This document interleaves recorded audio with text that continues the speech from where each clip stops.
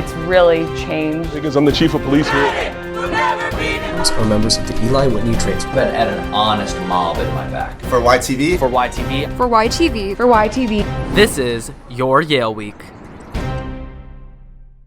Welcome to your Yale Week, letting you know what's happened and what's going to happen at Yale and in New Haven. I'm Nicole Daly, and here are your top stories. Jonathan Edwards College Master and Special Assistant to the President Penelope Laurans announced Tuesday that she would retire from Yale in June after 43 years of service to the university. Laurans served in a variety of university positions, including a special counselor to the last 3 deans of undergraduate admissions and 2 directors of athletics, special assistant to the president, and the Master of JE since 2009. Laurans told the News that after retiring, she plans to write more and perhaps audit some Yale courses. The Hall of Graduate Studies is set to transform into a new home for the humanities through a $50 million gift, the single largest donation ever made to the humanities at Yale. The anonymous gift, which was announced Tuesday, will go towards renovating and refurbishing an aging building in need of repair.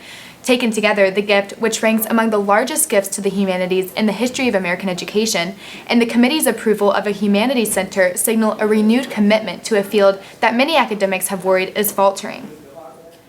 And our top story this week, a controversy is brewing within the New Haven Board of Education.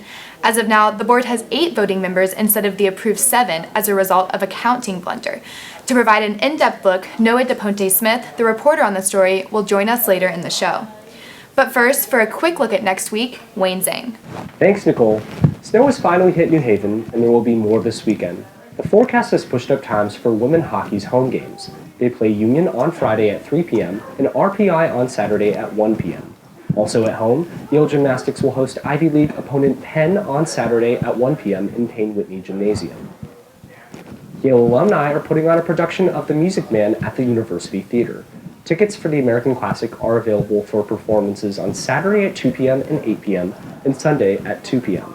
Meanwhile, Yale School of Drama presents Women Beware Women, a tragedy about a newlywed couple, money, power, and sex. Tickets are available for 8 p.m. performances at Eisman Theater every day of the week except Sunday. This Saturday, there will be a literary festival in Luce Hall's Common Room. The event, Consonance and Conversation, presented by African Salon, will comprise of 3 interactive sessions with internationally praised African and African diasporan authors. The event is free to the public, but requires pre-registration. Also, make sure to pick up your copy of Weekend. This week's cover story is about social media harassment at Yale. Back to you, Nicole. Thanks, Wayne. We're joined now by Noah DePonte Smith, the reporter for this week's top story. Noah, thanks for joining us. Pleasure to be here. So, how exactly did the Board of Education become so supersized in the city? In November 2013, New Haven voters approved a set of revisions to the city charter.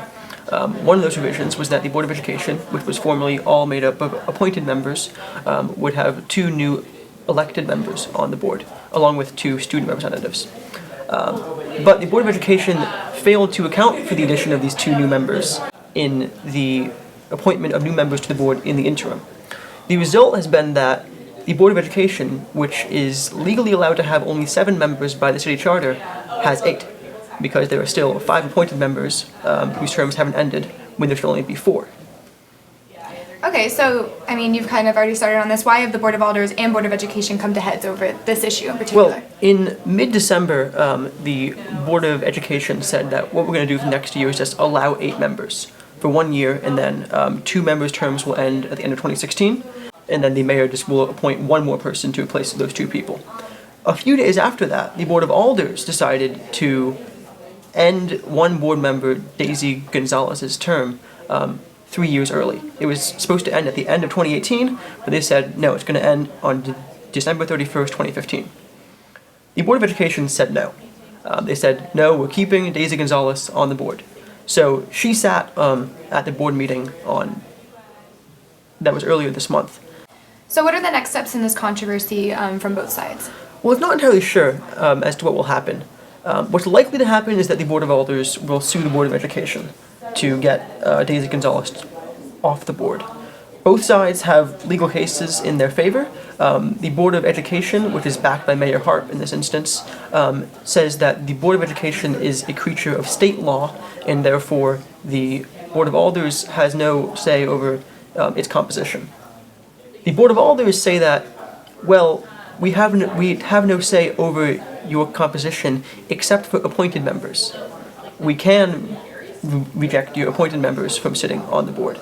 So we're likely to see those two issues come to a head sometime in the next few months. It could take a year to resolve this. The Board of Education has budgeted $20,000 for an upcoming lawsuit.